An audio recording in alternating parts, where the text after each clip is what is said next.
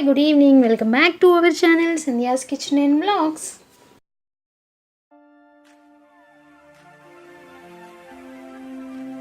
So ఈరోజు recipe వచ్చేసి మనం కోవాతో బర్ఫీ ప్రిపేర్ చేసుకోబోతున్నాం. సో ఈ కోవా అయితే మనకి నార్మల్గా మార్కెట్లో అవైలబుల్గా ఉంటుంది కదా, రెడీమేడ్ కోవా. సో దీంతో మనం ఈరోజు ప్రిపేర్ చేసుకోబోతున్నాం. సో ఇది వచ్చేసి కంప్లీట్గా స్వీట్లెస్ కోవా అండి. మనం షుగర్ యాడ్ చేసుకోవాలి ఇందులో. సో ఇది మనం ఇలా పీసెస్ లాగా వేసైనా మెల్ట్ చేయొచ్చు, లేదు అంటే మనం తురిమేసుకున్నా కూడా తొందరగా మెల్ట్ అయిపోతుంది. సో ఎక్కువ టైం అయితే తీసుకోదన్నమాట. సో మీడియం ఫ్లేమ్లో పెట్టేసుకొని దీన్ని కంప్లీట్గా మెల్ట్ చేసుకోవాలి మనం, ఎందుకంటే షుగర్ యాడ్ చేసుకోవాలి కాబట్టి.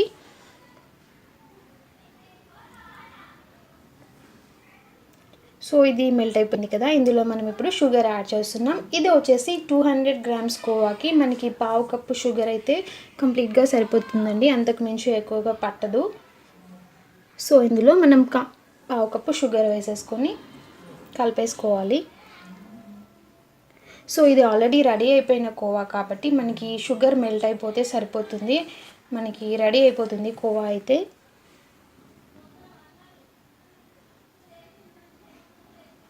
సో దీన్ని కంప్లీట్గా మనం లంప్స్ లేకుండా కలిపేసుకోవాలి.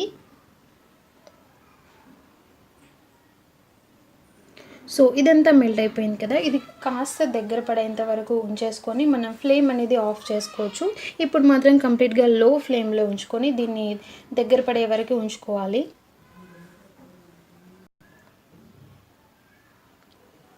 సో ఇదైతే ప్యాన్కి అతుక్కోకుండా ఇలా సపరేట్గా అయ్యేంత వరకు మనం దీన్ని ఇలా కలుపుతూ ఉండాలి.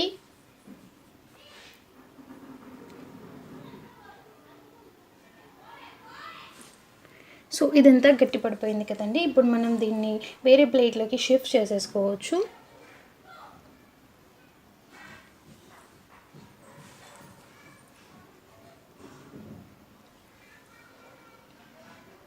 సో ఇంకా ఇందులో ఇలాచీ పౌడర్ కానీ ఇలాంటివి ఏమీ అవసరం లేదు, ఎందుకంటే ఇది కోవా స్వీట్ కాబట్టి. సో దీన్ని మనం ఒక ప్లేట్లోకి షిఫ్ట్ చేసుకున్న తర్వాత మీకు స్క్వేర్ షేప్లో ఏదైనా బౌల్ అవైలబుల్గా ఉంటే కనుక అందులో వేసుకోండి, షేప్ ఇంకా చాలా బాగా వస్తుంది. జస్ట్ నేను నార్మల్ ప్లేట్లో వేసాను, దాన్ని ఇలా స్క్వేర్ షేప్లో కొద్దిగా సెట్ చేయడానికి ట్రై చేశాను అంతే.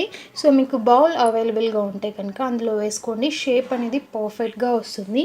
సో ఇది కంప్లీట్గా రూమ్ టెంపరేచర్ వచ్చేంత వరకు కూల్ అవ్వాలి, తర్వాత మనం ఇలా ఘాట్లు పెట్టుకుంటే సరిపోతుంది.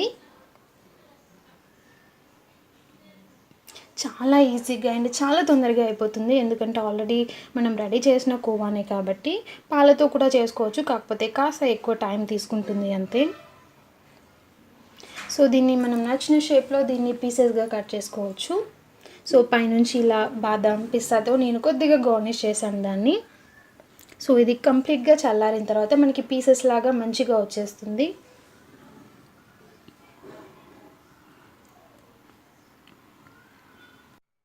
సో ఇది కంప్లీట్గా చల్లారిపోయింది కదా, ఇప్పుడు మనం దీన్ని పీసెస్లా తీసేయచ్చు. మీకు కావాలంటే దీన్ని రిఫ్రిజిరేటర్లో ఉంచినట్లయితే ఇంకొంచెం పీసెస్ అనేవి గట్టి పడతాయి అన్నమాట, అప్పుడు ఇంకా బాగుంటుంది వీటి టెక్స్చర్ అనేది. సో ఇదండి, చాలా ఈజీగా మనం కోవా బర్ఫీ అనేది ఇంట్లో ప్రిపేర్ చేసుకోవచ్చు. మీకు కనుక ఈ రెసిపీ నచ్చినట్టయితే లైక్ చేయండి, షేర్ చేయండి. అలాగే ఇలాంటి మంచి మంచి రెసిపీస్ కోసం మా ఛానల్ని సబ్స్క్రైబ్ చేసుకోండి. And thank you so much for watching this video.